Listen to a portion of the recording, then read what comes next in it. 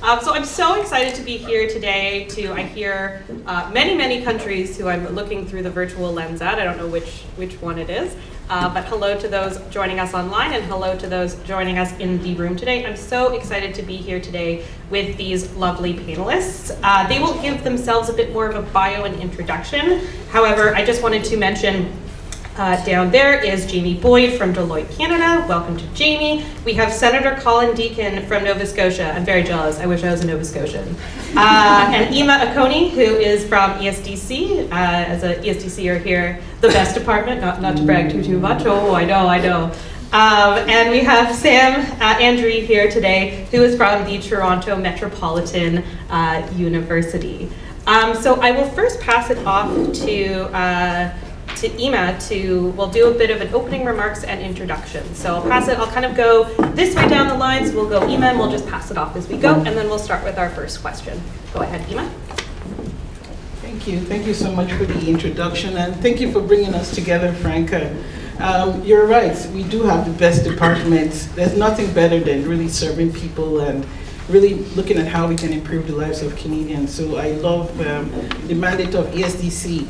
I've been in the public service for the last 23 years now, basically working on leveraging data and analytics to enhance outcomes for Canadians. So I've worked with many departments, ranging from Statistics Canada to Canada Revenue Agency, also worked in Immigration Canada for 9 years, worked in OSFI, the Office of the Superintendent of Financial Institutions, before joining ESDC.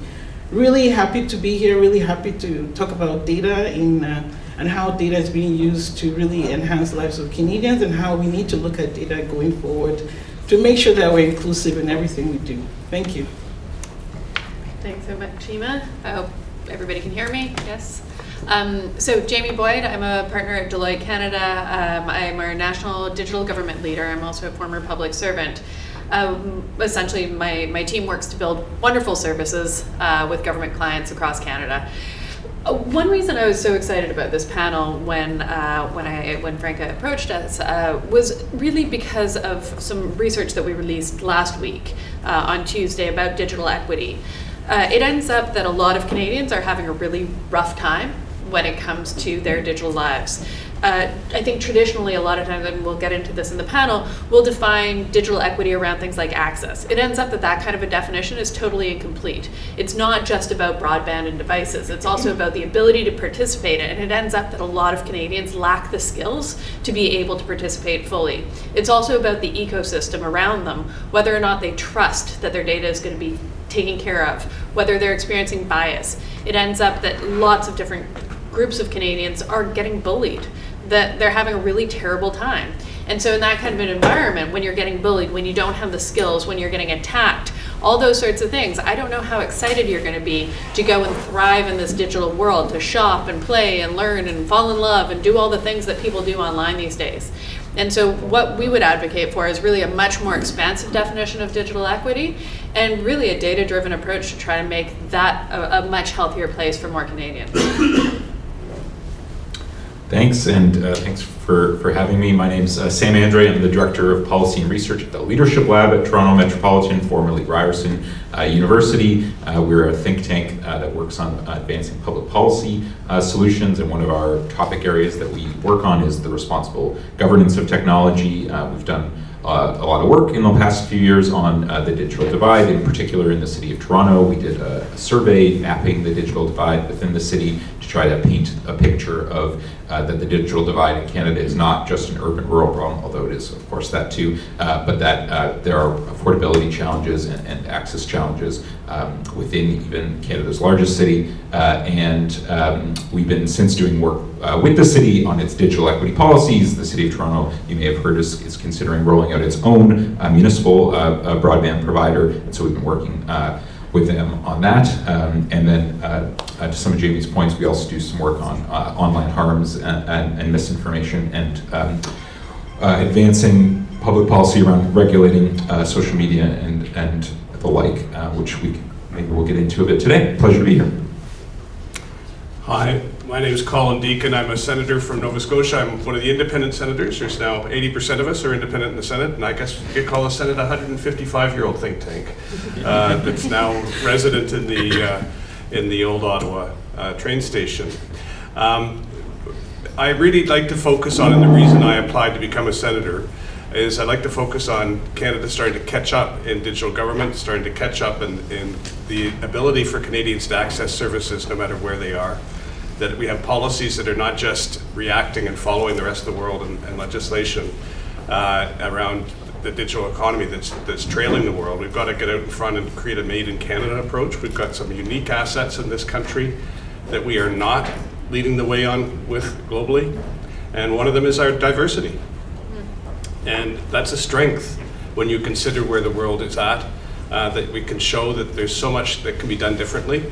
So that's where I like to focus my time and why I'm thrilled to have been invited today. So thank you. Thank you so much, and thank you to everyone for joining us. So we know that internet and technology is built upon our biases and in some case might even amplify them. This first question is for Ima to my left here. Can you share some systemic issues within this space and how we need to address them? Thank you for the question. I mean, I really like what Senator Deacon said about diversity is our strength.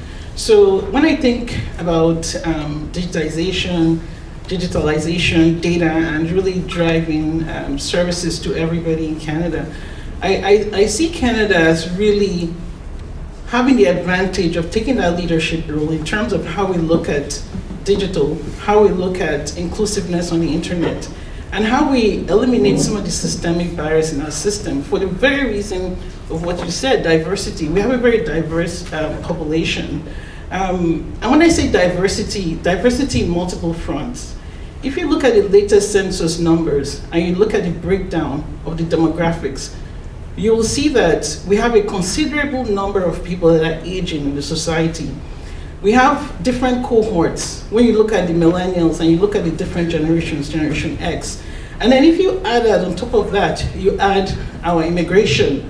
Like if you look at the number of immigrants that are coming into the country, and you dissect that with the composition of the people that are coming, I think there's a lot of opportunity for us to take a step back and really look closely at what we're doing in terms of pushing digital. I think there's opportunity for us to start with data, and I know some of you say I'm biased because I'm a chief data officer, but the way I look at it is by looking at the data and the composition of our country, we can look at some of the systemic issues that has been existing in our history and look at how we can shift things going forward. Classical example of this, we've seen it over and over again, where media articles are coming out about policies or things that are being implemented around AI, where we're basically feeding historic data into models, and then we're looking at using that model to do hiring, to screen resumes, and we're just propagating some of these systemic issues. So to me, the advantage, I don't want to dwell too much on the issues. I want to dwell on the opportunity because I really feel that we have an opportunity now to shift some of the historic practices in terms of saying, given our population, given the growth in our population and looking at the dynamism around our population, how can we really make sure that every Canadian, regardless of where you are in this country, we have the data. So we have the data that shows us the urban-rural divide. We have a lot of research. Like every time I've spoken to any community group, the question they ask me is, Ima, you guys have so much data. You've done research after research, 20 years, 30 years, so much research on racialized Canadians, on Indigenous populations. So you understand the issues. You understand the issues around the digital divide. You understand the issues around the systemic issues. You can Google it. It's all out there. So the question is, how do we shift? What do we do about it? And my point is, we do have the opportunity now to shift. Because like you said, Senator, we're kind of in a state where we still have the opportunity to implement new things and new thoughts around digital. So the question for us, all of us sitting here is, how do we do this in a way that's inclusive? The opportunity is there. And how do we leverage those opportunities as we move forward and think through these things? I'll stop here because I can talk more, but I'll stop here for now. No, that's great, Emma. I could listen to you talk for another couple hours on this, so do not worry. But definitely thank you for that first intervention. So my next question will be for Sam and Jaimie. So the ongoing COVID pandemic has shown an increased reliance on digital technologies for the maintenance of society, everything around us. So during the past 3 years, where have you seen the most positive growth in regards to digital access in this shift? I know Jaimie will maybe pass it to you first, as you wanted to discuss some findings in the recent Deloitte report, and then you can hand it over to Sam, who wanted to talk about some issues as well. Sure, that sounds great. I mean, over the course of the pandemic, we did see lots of progress in exciting and interesting ways. You know, if nothing else, people started really prioritizing issues around digital access. We got into a place where often services were only available digitally. We also became quite a bit more aware of some of the equity issues. And I want to share just a little anecdote.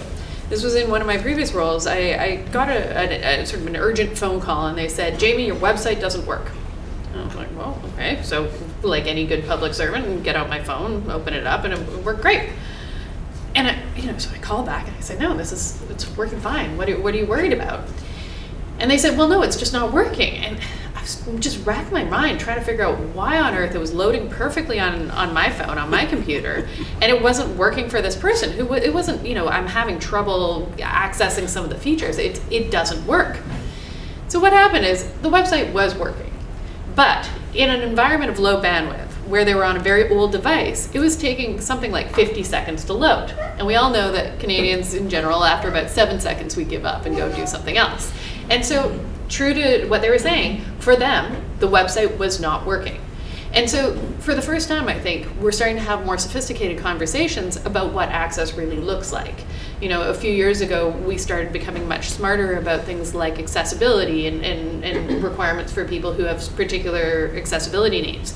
And we found out if we were not designing our digital services around standards like WCAG AA, AAA compliance, we were systematically choosing to not serve 12% of Canadians. And that's ridiculous, right? And so we became much better at understanding that for accessibility, as an example, it may be necessary for some people, but it's also really convenient for everybody else. You end up having these graphics that render faster, you have simpler language, Jillian had the misfortune of hearing about some of my plain language issues. In government, we would write for grade 14 reading level all the time, and we know that people don't consume anything above grade 6.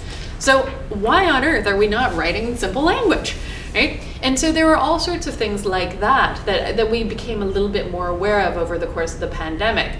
And then really, I think, grew a more sophisticated understanding of what inclusion can look like in the digital world, because it was the only real world that we had for service delivery.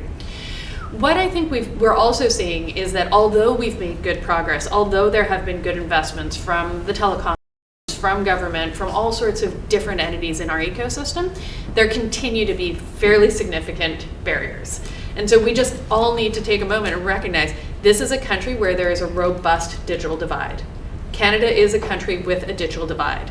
And when we're sitting here in Ottawa with our fancy iPhones and all that, sometimes we forget about that. And it's not just about rural Canadians, right? So just a couple of little stats.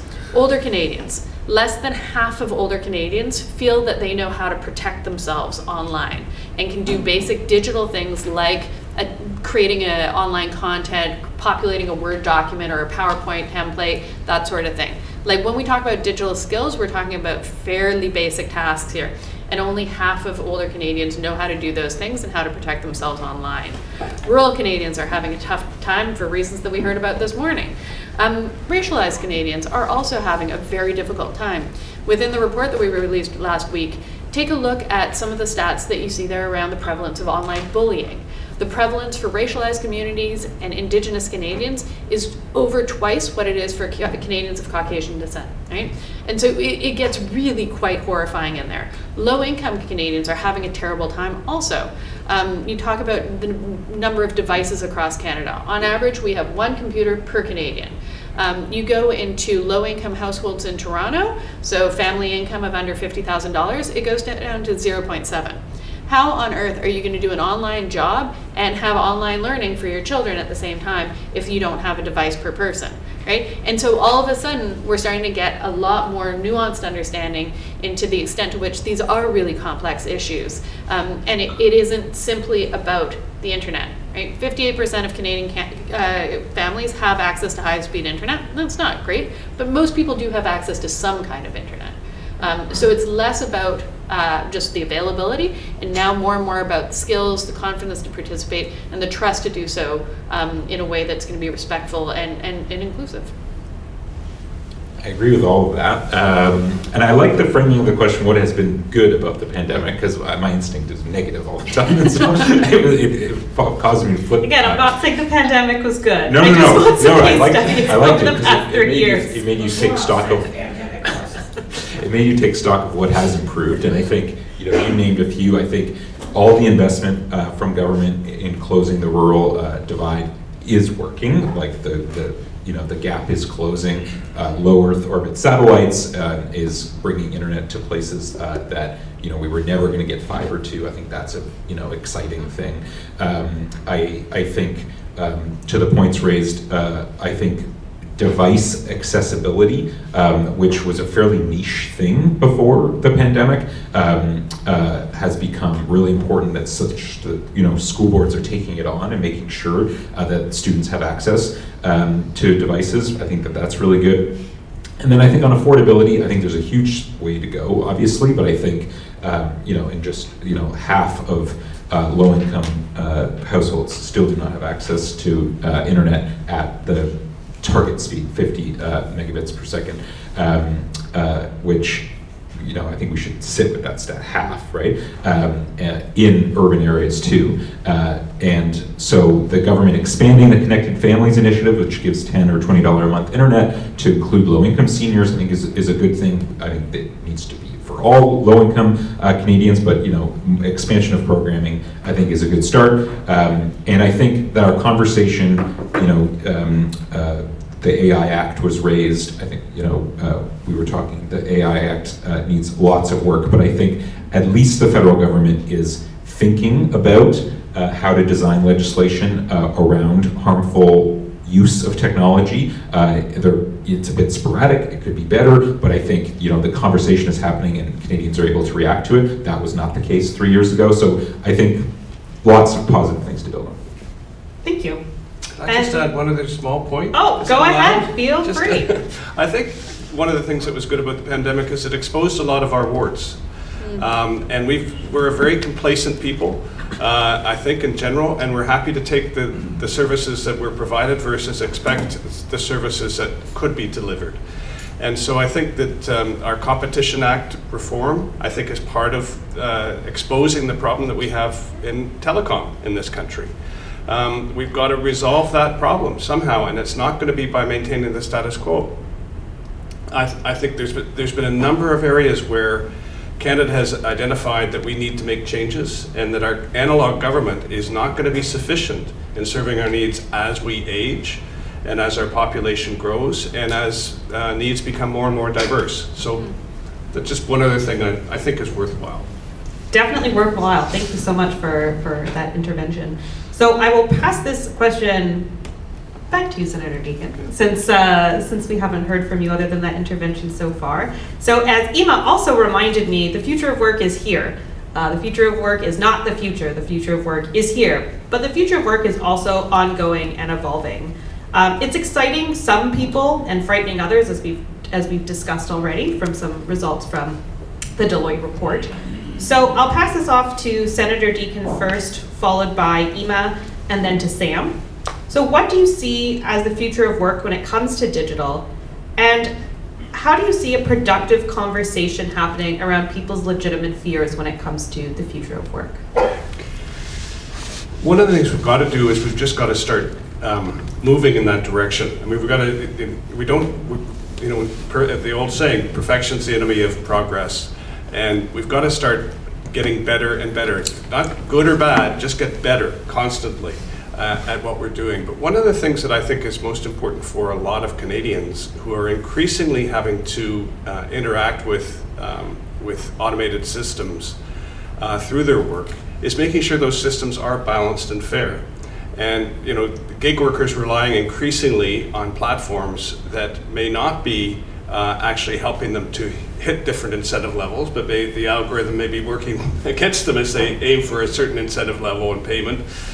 There's a lot of anti-competitive practices that can be codified into our online platforms that we've got to be very careful about. So as we go forward, it's really crucial that we have systems that people can trust, and that was a word that Jaimie really focused on. If we don't have trust at the foundation of the core platforms of how we govern ourselves and how we work, it really breaks down not just the economy but society. And instead of catalyzing everybody's energy, we're consuming it through the challenges that we've built into our systems. So for me, it's that fairness, making sure that people who are increasingly going to be relying on digital systems as they deliver on their value that they can deliver in their jobs, having that fairness and that trust and transparency in the system is going to be crucial. No, I totally agree with that, and I really want to center it around people. So when we talk of future of work, we often focus on technology, and one of the things I see we miss sometimes is the people that are impacted by our decisions and what we're doing. So going back to the data and the research, you cited some of that research, Jaimie. When you look at the outcomes of the different categories of people and their experiences with the future of work and some of our conversations about the future of work, you will find that people are impacted so differently if you look at the different demographics. So if you look at women, for example, with young kids who have gone through what they went through in the pandemic, where there were no daycares and they still had to go into the workforce, some of them had to actually drop out of the workforce because they had no way of taking their kids to daycare. So as we look at the future of work, I think, again, it's an opportunity in the way we look at it. For example, research after research has shown us that racialized people have a different experience in the workplace. So when we look at the future of work, are there opportunities there for us to tweak their experiences? Also, we look at our aging workforce. Just the other day, I was speaking with somebody who worked in the public service for 40 years. I learned so much from that person, just in terms of how we need to think through our systems. And I've often asked myself the question as we look at future of work, how can we leverage the experiences of our population that's so rich? We have a very rich population of people who have a lot of experience. And how can we leverage this as we look at the future of work? Are there ways that we can scale this up as we look at digital? You talked about fairness. When we talk about fairness, we have a lot of experience, again, with the research. Jaimie, you were pumping out those stats. I mean, I don't know how you memorized all that, but you were citing those numbers, and I'm saying, okay, so as we look at digitalization going forward, as we look at just thinking of future of work going forward, how can we put this into practice? How can we take those numbers and say, okay, we want to make people have a better experience in the workplace. We want to lead to a more optimized Canada. We want to lead to more optimization in how we operate. So how can we do this? But to do this, we have to go back to people. We have to go back to the data, what the data is telling us. And we have to go back to what you said about trust. How do we center all this in people trusting the system? So to me, it's a question of going back to the people, understanding some of all these studies we've undertaken through the years, and then putting that data into action as we move forward. I just wanted to add a bit about work from home, and I think we recently did a survey of 2,000 Canadians who are working from home just in October, and so it's on the top of my mind, and it's a game changer. People love it. People are getting more done, they're less stressed, they have better work-life balance, and so for the 40% of Canadians who have access to that flexibility, they really appreciate it. I think there's two downsides. One, people are citing they have less connections with their colleagues, so how to maintain that sort of team dynamic. And I think second is 60% of Canadians don't get that flexibility in their work. How do we, to the Senator's point, make sure that the people who are interacting with different types of work, that resentment doesn't grow as the feeling of work becomes completely different. And then I think third, though, for the people who are working from home, some employers, and our recent data suggests it might be about 15%, are using quite invasive technologies to monitor their workers from home, things like keystroke monitoring, webcam monitoring, screen capture, things that feel quite invasive for being in your home. Ontario has taken some steps to regulate that through transparency, requiring employers to tell their employees that they're doing this. I don't think that goes quite far enough, but it's an interesting first step. But wrestling, what is appropriate in that context, I think, is something that we'll need to wrestle with. Thank you. All right, so our next question here is a question on intersectionality. So for those who are not familiar with that term, it was a term coined by Black feminist scholar Dr. Kimberly Crenshaw, who has done some amazing work if you have not interacted with Kimberly Crenshaw's work in the past. So again, learning from work I've done with the transgender community, one of the things that they've mentioned is, if you have a brain, you have a bias. And I think that that's so important to remember about, we have a brain, we have a bias, but we also bring different barriers, different privileges to the conversations that we are having. So this is a bit of a two-parter question I have here for everyone, and we'll, I guess we'll start off with Jaimie for this one, and I guess we'll go down that way, and then we'll end with Emma over here. So part A of this question, I'll read them both out. So as mentioned above, all of us bring a unique perspective to this conversation. As such, everyone brings unique intersectional barriers, privileges, and needs to the technological and digital spaces. Where are spaces online that need to be fixed so that everyone can enjoy a positive relationship with the world? And can you give either case studies or solutions that you have seen in order to solve these spaces? Yeah, great question, Jillian, and I'm glad that we had a pre-call because it allowed me to go and go look up some of the data. This is the beauty of actually having gone and done some research and asked Canadians their views on these things. And so for me, to respond to this question, sort of what are the considerations or the barriers around inclusion from an intersectional perspective, I'd highlight three things. The ability to sort of participate with confidence, the ability to develop skills so that if you aren't currently participating with confidence, you could, and then data. So I'll address each one very briefly. So the ability to participate with confidence. We asked people that we surveyed as part of the research to identify themselves, their gender. And people who identify as women feel 42% of them, feel safe expressing opinions on the internet, as opposed to 34% of men. So women feel less safe presenting opinions. When it comes to cybersecurity, this is also a dynamic. So 59% of women feel that they can protect themselves against cybersecurity incidents, compared to 69% of men. So women in general feel less, or people who identify as women feel less safe.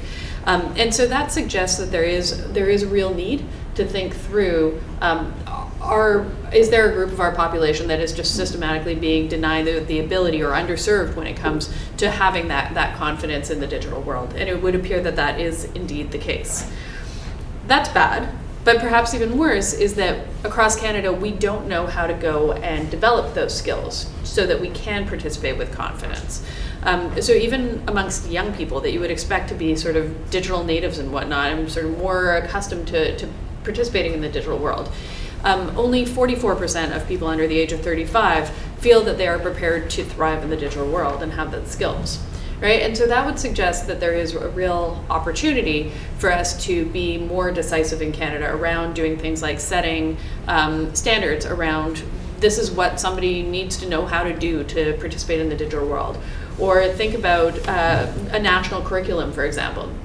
Right now, we don't even have province-wide curricula when it comes to digital skills. So it's often left on the shoulders of an individual high school teacher. And if your kid happens to have a great teacher, fabulous. And if they don't, well, it's kind of up to them.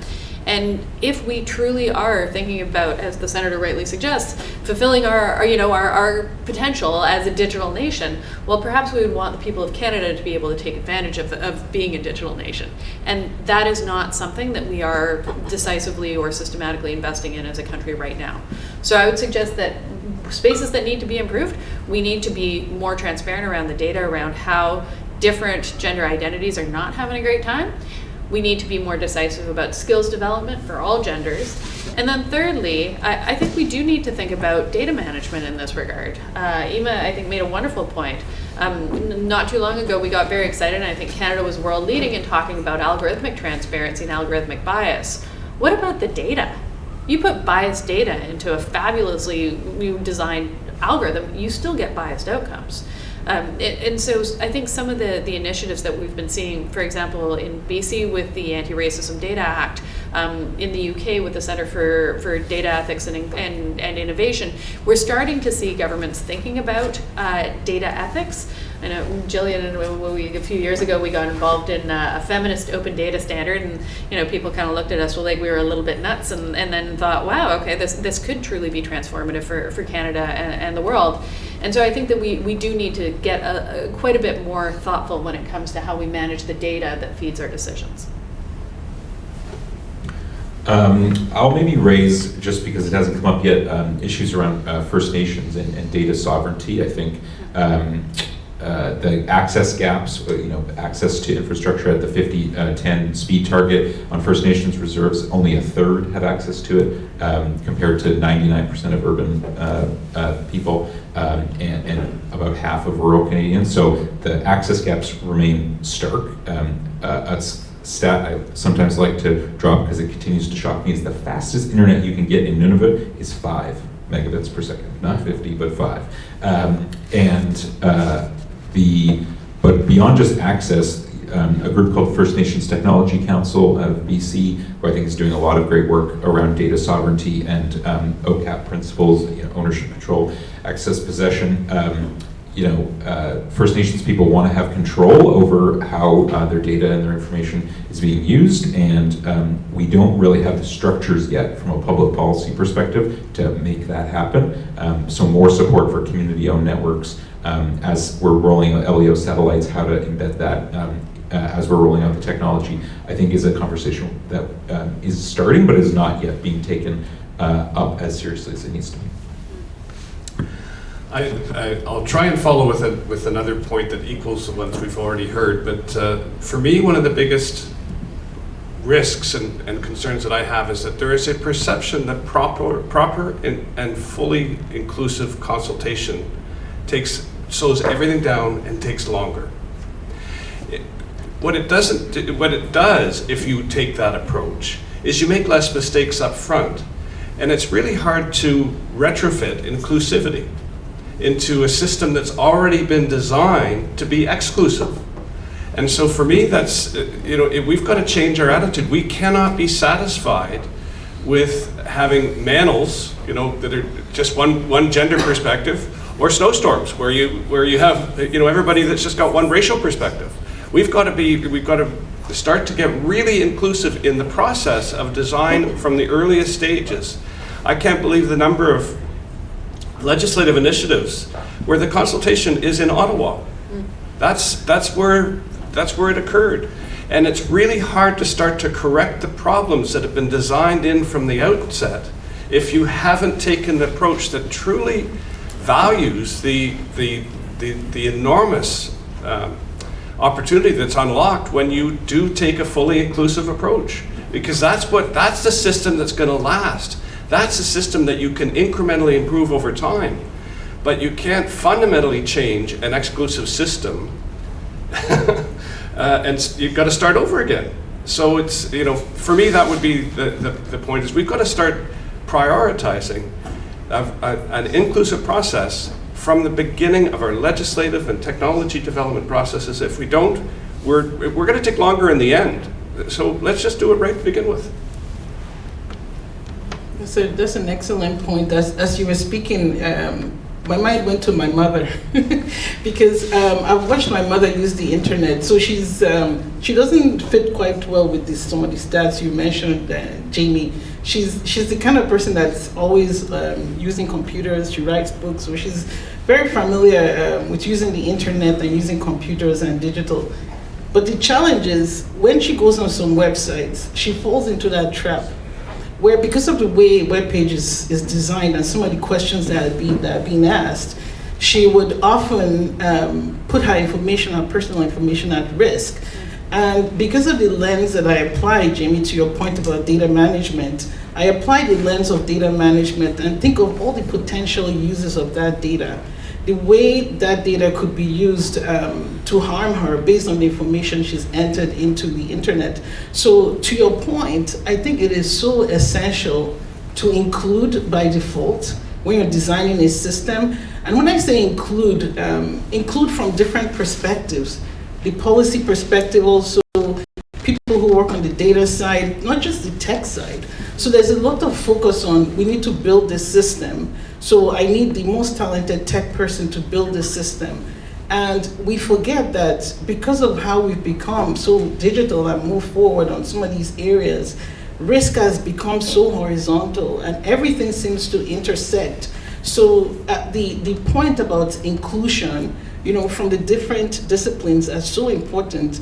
Inclusion from our demographics, like if you look at our population, making sure that when we're designing something, we're representing the people that we're supposed to be serving and the people who should be accessing some of these services is extremely key. And one of the other things that also concerns me, I'm trying not to list all my concerns here, but one of the things I think we really need to keep front of mind is the risk, the risk around data, because often it's forgotten. We focus a lot about algorithms, about systems.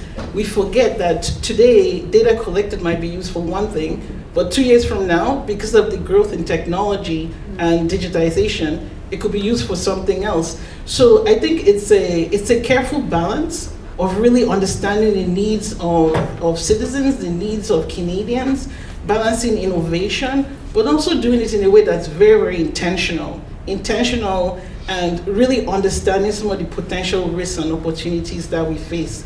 And thank you again, Franca, for bringing us together to have the conversation, because I think that's one of the things we need to do. We need to have more conversations, and we need to think through this with diverse audiences and diverse perspectives. Thank you so much. I just wanted to build off of what Sam was saying about OCAP training. If you haven't done OCAP, I know Jaimie, who, for those of you might know, is my old boss, by the way, actually suggested that our entire team do OCAP training back in the day, and it was part of her performance agreement to make that happen. So that's a really great training. I suggest that to everyone in government and outside of government. It's online, done with Algonquin College and the First Nations Institute. First Nations Information Governance Center. Governance Center, thank you, sorry. There's two of them and I mixed them up in my brain. So I would highly suggest anyone to do that. I will also give more homework / training to look up Gender-Based Analysis Plus. It's free, it's by the Government of Canada. It's not a new thing, it's been around since 1995. Also look up the works of, as I mentioned, Kimberly Crenshaw, Zoe Marks, Teddy Stavros from the Harvard Institute. And also look up the work of Dr. Rachel Zellers, who's a Black feminist scholar as well. I think it's really important to get those bases on there too. I really enjoyed the term snowstorm. I haven't heard that. I've heard mantle, but I'm definitely going to steal that term in terms of snowstorms. And I think it's important what everyone has mentioned on here, and it's important to reiterate as well that I do a lot of work in terms of talking about white feminism, white supremacy, anti-Black racism, and it's everyone's responsibility, and everyone has something that they can contribute in a positive way. You don't have to be the person out in front. You can learn to stand beside, learn to lend your voice to part of a conversation in order to move things forward. So I think that that's all what we're mentioning here. And finally, just on what you had said, Emma, and what you had said, Jaimie, as well, my grandmother actually deleted her Facebook this week. She'd been hacked so many times on Facebook and just decided to remove herself from the conversation, which is very sad because it's a place that she had enjoyed being. So I think that that's an anecdotal, even though it's just one case study. I mean, can't make evidence out of one case study, but I think it's important to mention the real world consequences of some of these things too. So the second to last question we have here, and I guess I'll start with Emma and go the opposite way this time, all the way down to the senator. So what does success look like to you, and how do we measure that in this conversation? It's tough to say what success is because we'll continue to evolve. And when I say evolve is the population will continue to grow. It will continue to shift. Like I said, if you look at the latest census numbers and the projections, the face of Canada continues to change. So for us, it will be very important that we continue to meet the evolving needs. One of the things that is front of mind is even the question about vulnerability. How do we get to that ideal state where we're able to meet the needs of the most at risk and vulnerable in society?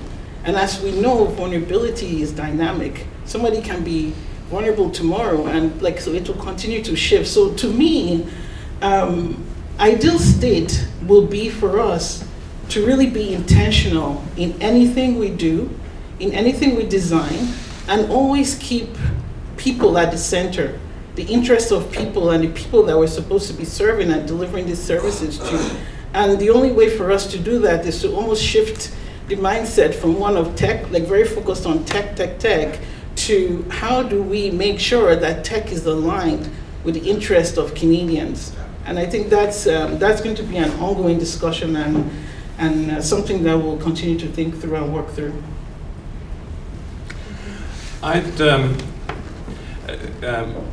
think it's when we get to a user experience that works for all Canadians, and we haven't had to. We've just naturally versus stopped and said, oh, we have to make sure we've got everybody at the table here to hear the different diversity of voices. We've actually embraced the need to hear the diversity of voices in order to have a better user experience. And I'm lucky too, my staff are here, Benedict, Arthur, and Vlada Alexenko.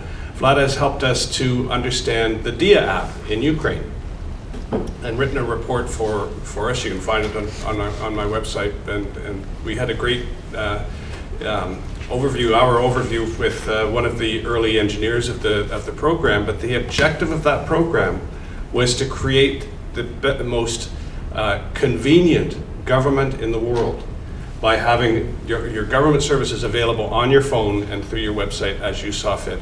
They are used to being cyber attacked regularly from the Russians. They manage that extremely well, but they have created a digital portal under their government that no matter where Ukrainian citizens are in the world, they've got a direct connection with their government and the services that they need to access. And they started with a user experience being at the core of it. We want the most convenient services and the most convenient government in the world. And that to me is, so if you can start with that UX at the center of your mind and say that's got to be relevant to every Canadian in each of the diversity of communities we have in this country, there's a way to solve the problems. There's a way to get into rural communities with those who are not digitally comfortable through hubs. There's a way to reach communities in different ways. We can solve these problems, but we've got to start with the end in mind and then get the political determination to get there, which is the one thing that is the biggest barrier that we're lacking. For me, success looks like every Canadian who wants it has the confidence and the abilities to thrive in the digital world, to access services how they want. And that, that might mean online. For many of us, it will. But for those of us who prefer not to go online, it means that the service provider has excellent digital supports. When it comes to government services, I'm not an advocate for digital only. There should be no wrong door. You should be able to phone in if that's what you prefer. And the person on the other end of the line should give you the exact same information that you would get on the website or a chatbot or wherever else. And so this idea of having sort of no wrong door for providing services to Canadians, I think, is critical. But those people who do want to access anything, services, friends, whatever it might be, Facebook, through digital channels, they should have the ability to develop those skills. And right now, so many Canadians are being served by the most expensive tech support in the world, which is people like me, going and spending every Sunday evening helping my mom deal with her things on her computer. I'm sure that all of us of a certain age, you go home, check on your parents, or you check on your neighbors or whatever, and they've got a list of, the many random things, they've deleted their bank accounts and they've done all sorts of magical things you didn't even know were possible. But, it's kind of funny, and it's sort of sweet that we're able to take care of other generations in that way. But that is not a national skill strategy. Right? And so I think that we do need to be quite a bit more decisive about thinking about how we allow those people who want to participate in the digital world, how do we enable them to do that? And I think to the Senator's point, it does have a lot to do with designing around needs.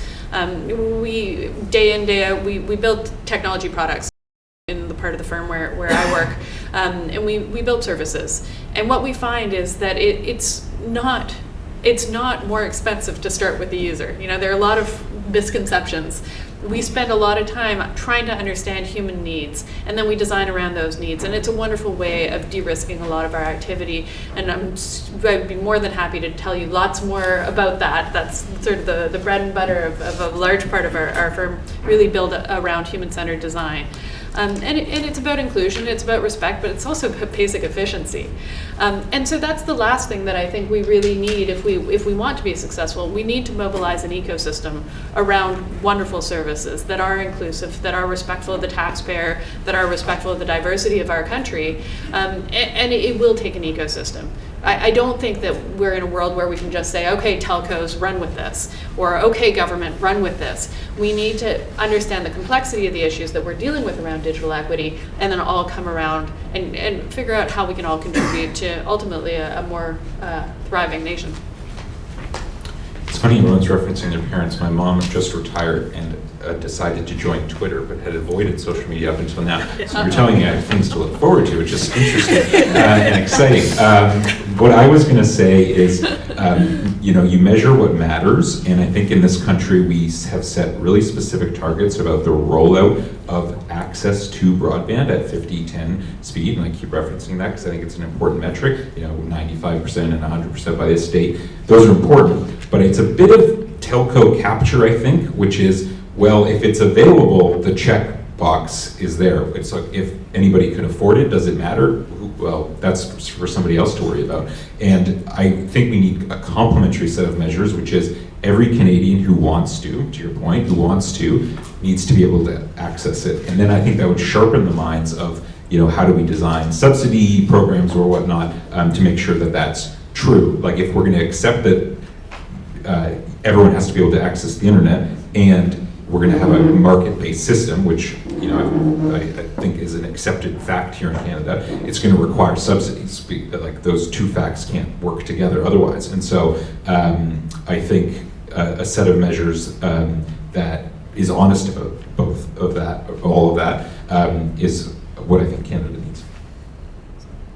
All right, thank you so much. So we are almost, even though I just keep getting lost being like, yeah, let's keep going. And then I'm like, oh my gosh, look at the time. So for our last kind of I'm going to call fire round question, I'll get folks to say their closing remarks, and then also give a shout out to someone who's an unsung hero of the digital space, who perhaps should be more well known, who, again, I know that, pardon?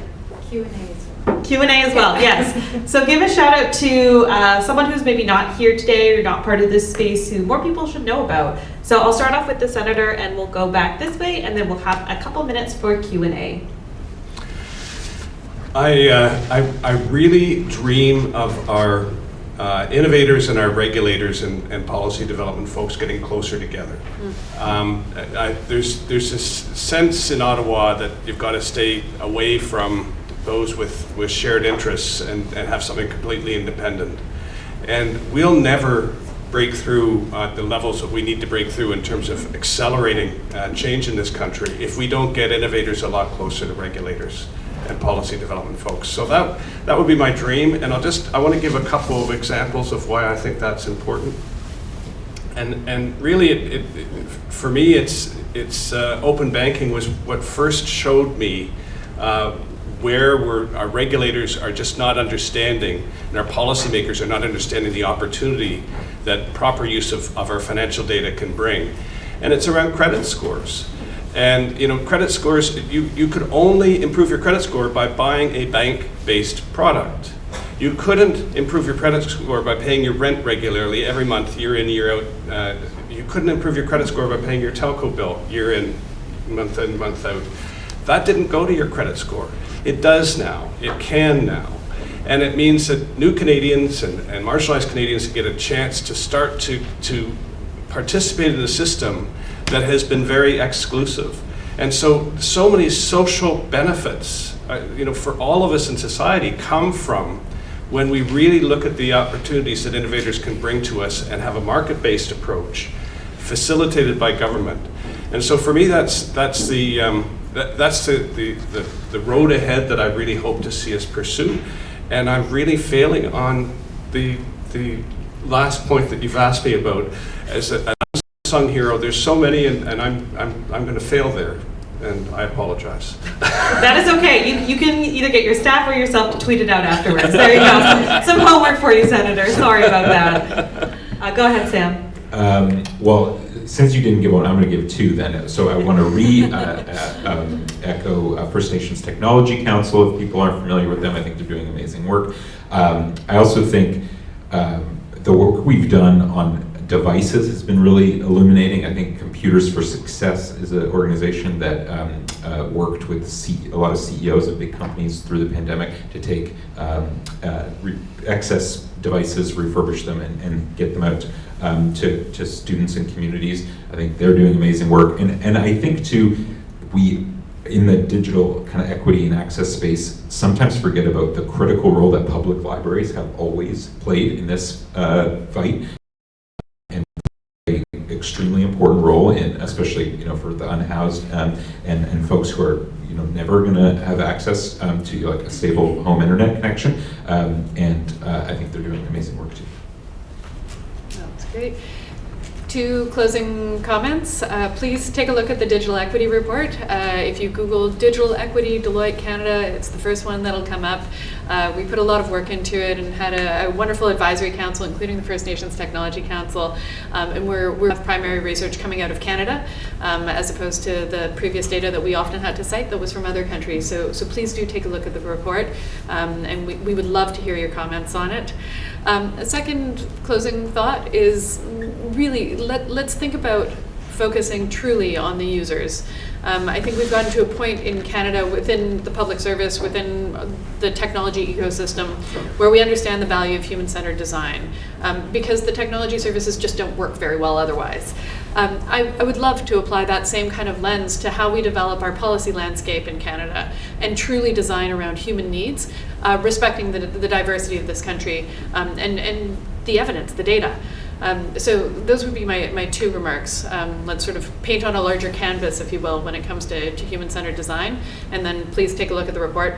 My heroes, I'll flag two. I live in Victoria, and I'm a former public servant within the BC Public Service. I would love to introduce Canada more broadly to MLA Rakna Singh, who was the MLA who drove BC's brand new anti-racism data legislation that today in BC is law. And it's the first piece of legislation that I'm aware of globally that has had that level of ambition. I would love for more people to be familiar with that. And the other is Erin Corsten at the First Nations Information Governance Council and Center, and she's been championing OCAP and has the new First Nations data strategy, and just such a wonderful advocate for very pragmatic approaches to driving inclusion in this country.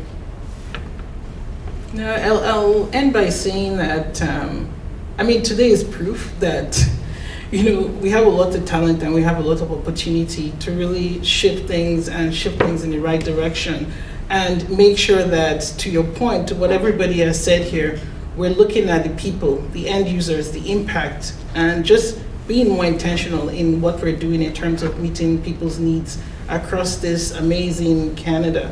So I think we have the opportunity, we have the people, and I'm just looking forward. I get excited when I think about the opportunity.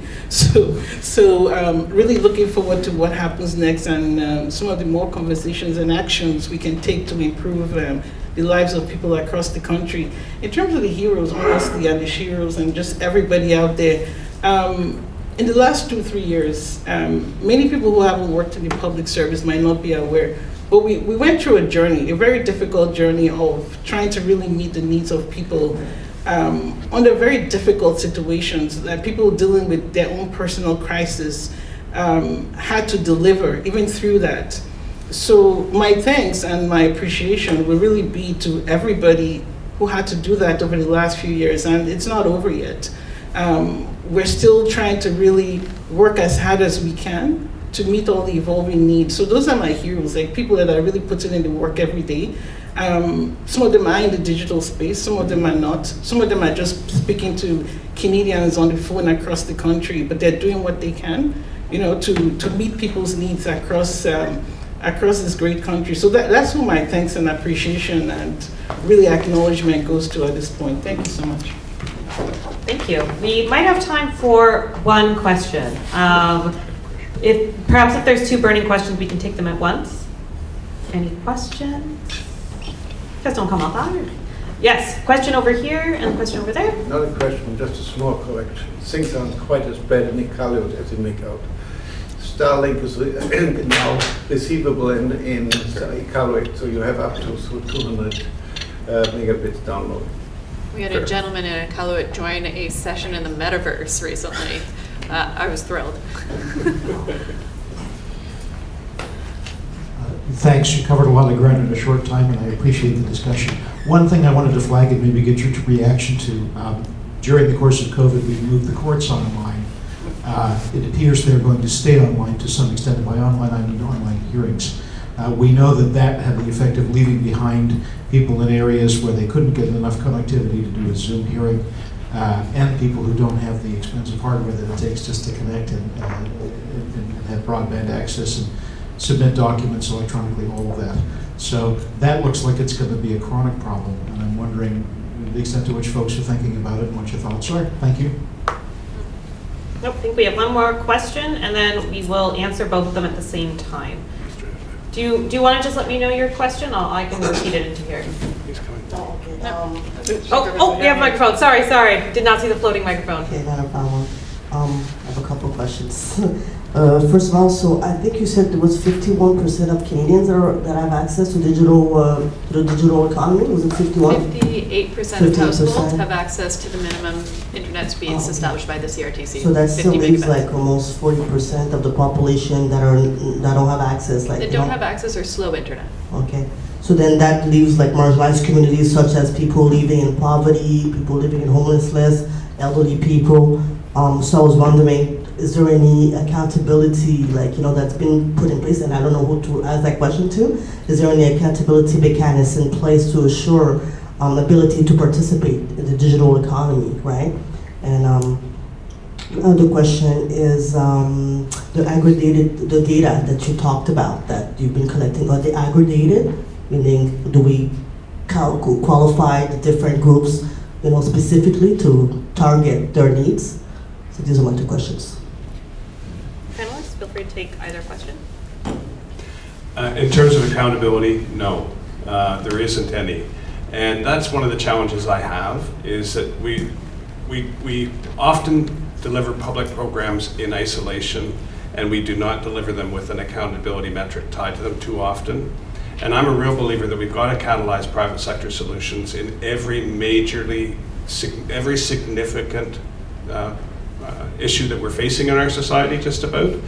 And this is one in particular where we have to get really creative. And I look at Telsat Canada being one of the leaders in the world in satellite communications in the 80s, and yet we're laggards when it comes to what should be a leading capacity in our country, which is to deliver satellite-based internet. So for me, there isn't accountability, and it has to change. And one of the challenges we have is our 3 levels of government. Everybody goes, oh, it's their fault. And we've got to find a way to stop that. I'll take the question about the courts. I think that's an excellent question. I think you could, the case in point is the courts, but we could talk about virtually any government service. There are certain parts of government services that are incredibly inefficient. And because you mentioned the courts, I'll give you an anecdote. There was, within the government of BC at one point, there was a desire to digitize parts of the courts process. And the burning platform was, okay, well, what's so bad about the status quo? And what was so bad was that there wasn't any online tool for queuing for service. And so what people were doing is they were lining up in the courthouse to access services. And the lineup was so long that they just abandoned their shoes. So there was a lineup of shoes holding their spot in line. And that was the image that finally catalyzed some action. A deputy minister had a court process and went in and said, what are all these shoes? And it says, well, that's the queue for service function. It's like, you can build that online very, very easily, right? Like, I'm sure that many people in this room could set up a queue for service function within, an hour or so. And so it's a very easy online tool to build. And even if you aren't able to use that, you don't have the digital skills, you don't have the connectivity, imagine how much easier it would be to phone in and say, hey, can you add my name to the queue? Rather than having to stand in line sometimes for days. There were certain services there was one in particular where on average it was requiring people to go in 6 times to file paperwork because there were controlled vocabularies, for example, and so people were making errors in the forms, and they were getting sent back. So design processes are going to be helpful no matter what. I think what we would see is real advantages associated with optimizing the processes, even if the first point of contact isn't necessarily digital. So another example would be calling into a contact center. There have been government contact centers in the past that have been accused of providing different information depending on which contact center operator you get. That makes no sense. So those people were not necessarily supported by the kind of robust digital supports that we would expect. So the digitization of the process can be independent of the individual experience of the person at the end. And I think that that's likely going to be an imperative when it comes to equity issues where, discovery or whatever might be more challenging to do in sort of a remote environment. And to the last question on data, we work very closely with Statistics Canada to assess the uptake rates of our programs. And from that, we can see where some of the challenges are in terms of people who are accessing benefits that they need and they deserve. So we're pushing the envelope and continuing to work with StatsCan to get to more disaggregated data. But for now, like just in terms of your question, we're able to know or have an idea of who we're missing, but we need to dig more into the data to be able to target people at a more precise fashion in terms of getting them to the benefits they need. So work is ongoing. I can talk with you offline about it just to tell you some of the work we're doing on that. Thank you. Thank you so much, Jillian, Emma, Jaimie, Sam, and Senator Deacon. I'm going to introduce the affordability panel.